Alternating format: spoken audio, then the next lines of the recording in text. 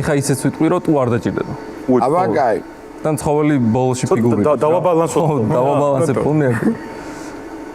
მოკლედ, კაცი სოფელში რაღაც მიუღებელ აქციელს ჩაიდენს სოფლისთვის და მოკლედ მთელი სოფელი გადაირევა და არ ვიცით რა აქცია. არ ვიცით რა აქციელია, მაგრამ ძალიან ძლიებელია. მაშინელება. მაყურებლის ფანტაზიას მივანდოთ. ხო, რაც გინდათ. პირველად მესმის ასე დაწყება ანეკდოტა. მე რო უნდა ვიფიქრო რა შეიძლება. ხო, რა ყველაზე ფული რაც გინდათ. უფრო საინტერესო მომენტია გააყოლია.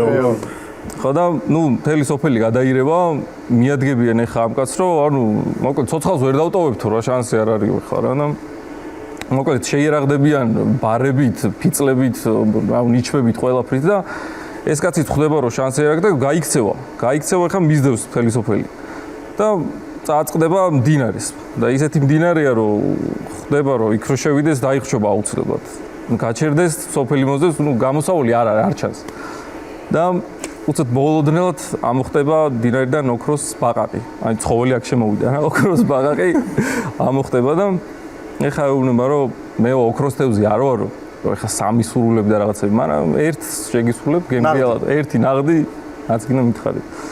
აუ, შენ გაიხარებ, დროზე ხიდი გამიკეთებ.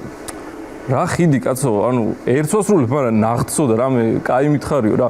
არაფერი არ მინდა, დროზე ხიდი გამიკეთე, აუ დილიდან წელი კი მტკივა, მაგრამ